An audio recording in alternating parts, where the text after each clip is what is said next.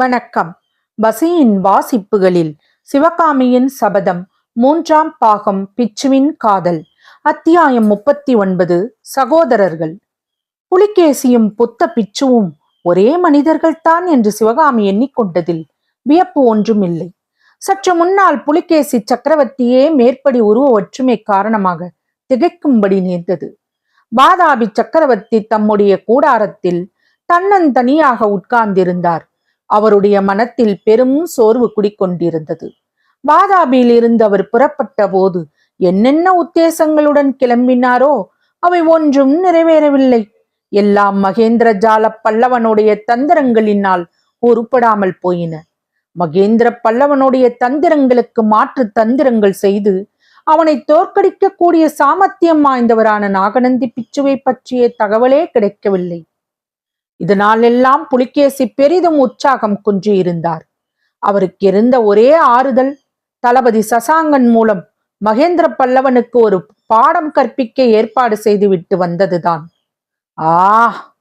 பல்லவ நரி தன்னுடைய பொந்தை விட்டு வெளியே வந்து பார்க்கும்போது வாதாபி புலிகேசியை வஞ்சித்து ஏமாற்றுவது எவ்வளவு பிசகான காரியம் என்பதை கொஞ்சம் தெரிந்து கொள்வான் அல்லவா?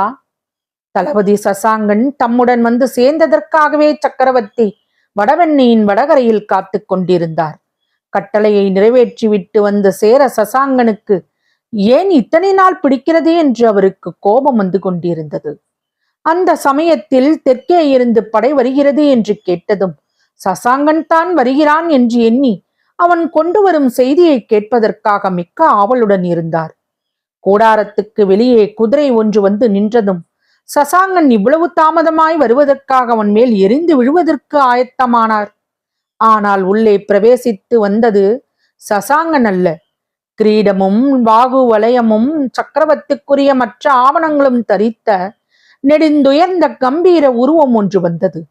அதை பார்த்ததும் புலிகேசிக்கு ஏற்பட்ட திகைப்புக்கும் குழப்பத்துக்கும் எல்லையே இல்லை. இது என்ன? எனக்கு சித்தப்பிரமை பிடித்து விட்டதா அல்லது மாயக்கனவு காண்கிறேனா? பின் ஆசனத்தில் இதோ சாய்ந்து உட்கார்ந்திருக்கும் நானே கூடாரத்துக்கு வெளியே இருந்து எப்படி உள்ளே வர முடியும் என்று திகைத்தார்.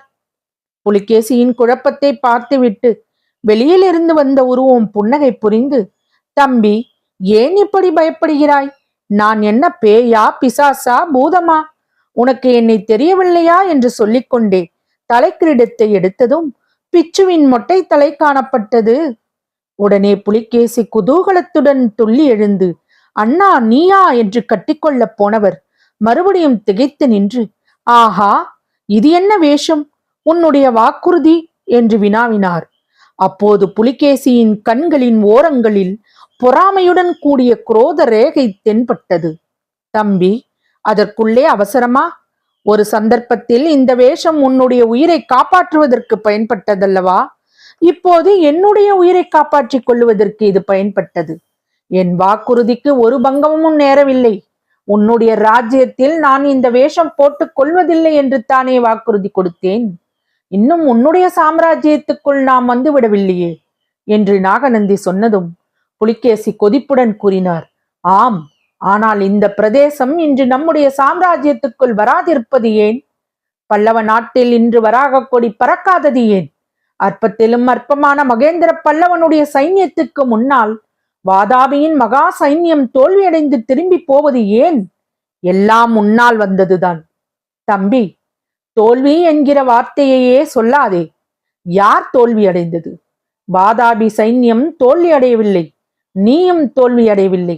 அந்த தோல்வி என்னால் நேரவும் இல்லை. எல்லாம் சாவகாசமாக பேசுவோம். முதலில் உடனே காவி வஸ்திரம் 2 தருவித்துக் கொடு. நான் இந்த வேஷத்தில் இருந்தால் வீண் குழப்பத்துக்கு இடமாகும். ஏற்கனவே நான் வந்து கொண்டிருந்த போது வெளியில் நிற்கும் வீரர்கள் என்னை வெறித்து வெறித்து பார்த்தார்கள். ஆமாம், அவர்கள் வெறித்து பார்ப்பதற்கு காரணம் இருக்கிறதல்லவா? கூடாரத்திற்குள் இருந்த சக்கரவர்த்தி வெளியில் எப்போது எப்படி போனார் என்று அவர்களுக்கு திகைப்பாக இருந்திராதா? எனக்கே கொஞ்ச நேரம் குழப்பமாய் போய்விட்டதே என்று புலிகேசி கூறிவிட்டு கூடாரத்தின் வாசலில் நின்ற காவலனிடம் உடனே ஒற்றர் விடுதிக்கு சென்று காவி வஸ்திரம் 2 கொண்டு வா என்று கட்டளையிட்டார். காவி வஸ்திரம் வந்தவுடனே நாகநந்தி உடையை மாற்றிக்கொண்டார். சகோதரர்கள் இருவரும் ஒரே ஆசனத்தில் அருகருகே உட்கார்ந்தார்கள். தம்பி, இப்போது சொல்லு, நீ வாதாபியை விட்டு புறப்பட்டதிலிருந்து நடந்ததையெல்லாம் விவரமாகச் சொல்லு என்று நாகநந்தி கேட்க, அவ்விதமே புலிகேசி கூறி வந்தார். எல்லாவற்றையும் கவனமாக கேட்ட பிறகு பிச்சு கூறினார். ஆஹா, மகேந்திர பல்லவன் நான் நினைத்ததை காட்டிலும் கெட்டிக்காரன். நெடுகிலும் நம்மை ஏமாற்றி வந்திருக்கிறான். அண்ணா, ராஜ்ய தந்திரத்தில் உன்னை வெல்லக்கூடியவன் இந்த உலகில் எவனுமே இல்லை என்று நினைத்திருந்தேன். ஆரம்பத்தில் நான் ஒரே ஒரு தவறு செய்தேன். அதன் பலன் நெடுகிலும் விபரீதமாகவே போய்விட்டது. அடிகளே, அது என்ன தவறு? பரஞ்சோதி என்னும் பிள்ளையின் முகத்தை பார்த்து என் மனம் சிறிது இலகிற்று. அந்த திருட்டுப் பயலை நம்பி ஓலை கொடுத்து அனுப்பினாய். அதற்கு காரணமானவன் நீதான் தம்பி. நானா? அது எப்படி? பாண்டிய நாட்டுக்கு போய் அங்கே வேண்டிய ஏற்பாடுகளை செய்துவிட்டு காஞ்சிக்கு திரும்பி வந்து கொண்டிருந்தேன். வழியில் ஏரிக்கரையில் ஒரு பிள்ளை சோர்ந்து படுத்து தூங்கிக் கொண்டிருந்தான். உன்னை நான் முதலில் அதே நிலையில் பார்த்தது ஞாபகம் வந்தது. அதனால் என் மனம் இலகி அந்த பிள்ளையின் பேரில் விசுவாசம் உண்டாயிற்று. அவனுடைய முகக்கலையில் இருந்து பெரிய பதவிக்கு வரப்போகிறவன் என்று தெரிந்து கொண்டேன். ஆகையால் அவனை நம்மோடு சேர்த்து கொள்ள வேண்டும் என்ற சபலமும் உண்டாயிற்று. அவனிடம் உனக்கு ஒரு ஓலை கொடுத்து அனுப்பினேன். அந்த ஓலை உன்னிடம் சேர்ந்து நீ நேரே வந்திருந்தாயானால் காஞ்சி கோட்டையை 3 நாளில் கைப்பற்றி இருக்கலாம். மகேந்திர பல்லவன் உன்னுடைய காலடியில் விழுந்து கிடப்பான். ஆனால் உன்னுடைய ஓலைக்கு மாறாக மகேந்திர பல்லவன் எழுதி வைத்த ஓலை என்னிடம் கிடைத்தது. அதன் பயனாக வடவெண்ணெய் கரையில் 8 மாதம் வீணாக்க நேர்ந்தது. மகேந்திர பல்லவன் ஒரு சிறு குதிரைப்படையை வைத்துக் கொண்டு யுத்தம் செய்யாமல் வெறும் பாய்ச்சல் காட்டியே ஏமாற்றிக் கொண்டிருந்தான். அதற்கு பிறகு நான் காஞ்சிக்கு வந்து கோட்டையை முற்றுகையிட்டும் பயன்படவில்லை. அண்ணா, நான் வாதாபி சிம்மாசனத்தில் ஏறிய பிறகு முதலாக அடைந்த தோல்வி இதுதான். அப்பனே, அந்த வார்த்தையை மட்டும் சொல்லாதே. தோல்வி எது? யார் தோல்வி அடைந்தது? ராஜரீகரா சாஸ்திரத்தில் முதலாவது பாடம் என்னவென்பதை இன்னமும் நீ தெரிந்து கொள்ளவில்லையா? தோல்வி அடைந்து விட்டதாக ஒரு நாளும் ஒப்புக்கொள்ள கூடாது என்பதுதான் அந்த பாடம். நீயே தோல்வி அடைந்ததாக சொல்லிக் கொண்டால் ஊரார் அப்படி சொல்வார்கள். உன் விரோதிகளும் அவ்விதமே சொல்வார்கள். தேசமெங்கும் புலிகேசி சக்கரவர்த்தி தோல்வி அடைந்தார் என்று செய்தி வரவும் ஹர்ஷவர்த்தனன் காதிலும் அது எட்டும். மகேந்திர பல்லவன் பொய்யாக எழுதியபடி ஒருவேளை உண்மையில் நடந்தாலும் நடக்கலாம். நர்மதையை கடந்து ஹர்ஷனுடைய சைன்யம் உன் ராஜ்யத்துக்குள் பிரவேசிக்கலாம். தோல்வி என்ற வார்த்தையை இனிமேல் சொல்லாதே தம்பி. நான் சொல்லாமல் இருந்து விட்டால் தோல்வி வெற்றியாகிவிடுமா அண்ணா? மறுபடியும் தோல்வியை கட்டிக்கொண்டு ஏன் அழுகிறாய்?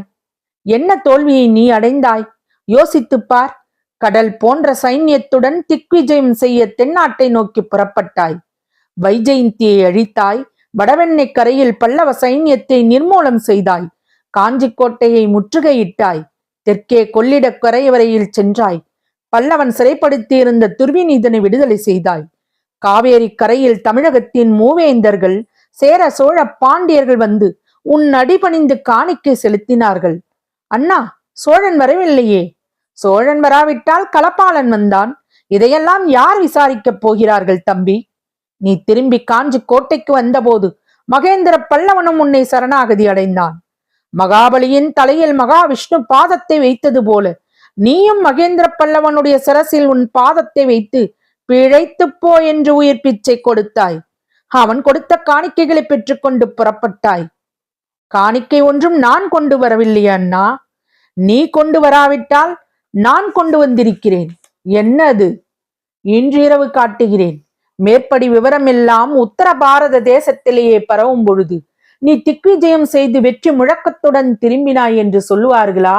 தோல்வியுற்று ஓடி வந்தாய் என்பார்களா? அண்ணா, உன் சாமர்த்தியமே சாமர்த்தியம். தோல்வியை கூட நீ வெற்றியாக மாற்றக்கூடியவன். உன் பேச்சை கேட்ட பிறகு எனக்கே நான் அடைந்தது வெற்றி என்றே தோன்றுகிறது. ஆனால் இந்த வெற்றி செய்தி வடநாட்டிலே எப்படி பரவும்? பொத்த பிச்சுக்களின் சங்கங்களும் சமணர்களின் மடங்களும் பின் எதற்காக இருக்கின்றன? நாகார்ஜுன பர்வதத்துக்கு உடனே ஆள் அனுப்ப வேண்டும். அண்ணா, நீயே போவது நல்லது. உனக்கு வேங்கியிலும் வேலை இருக்கிறது. என்ன வேலை? விஷ்ணுவர்த்தனன் காயம்பட்டு கிடக்கிறான். சென்ற வருஷம் அவன் வெற்றி கொண்ட வேங்கி ராஜ்யத்தில் இப்போது எங்கே பார்த்தாலும் கலகமாம். அதற்கு நான் போய் என்ன செய்யட்டும்? நீ போய்த்தான் அவனுக்கு யோசனை சொல்லி உதவ வேண்டும். உன்னால் முடியாத காரியம் ஒன்றும் இல்லை அண்ணா. தோல்வியையும் நீ வெற்றியாக்கி விடுவாய். என்னால் இப்போது வேங்கிக்கு போக முடியாது. ஏன்? காரணம் இருக்கிறது, அதை சொல்லேன். ராத்திரி சொல்கிறேன் தம்பி. சூரியன் அஸ்தமித்து நாற்புறமும் இருள் சூழ்ந்து விட்டது. பூரணச்சந்திரன் உதயமாகப் போகிறது. இந்த கூடாரத்திற்குள்ளேயே அடைந்து கிடப்பானேன்? வா, வெளியே போகலாம். ஆமாம் ஆமாம், பிரகிருதியின் சௌந்தரியங்கள் அநியாயமாய் வீணாய் போகின்றன என்று பரிகாச குரலில் சொல்லிக்கொண்டு புலிகேசி சக்கரவர்த்தி எழுந்தார். உனக்கு எவ்வளவோ பாக்கியங்கள் இருந்தாலும் என்ன பயன்?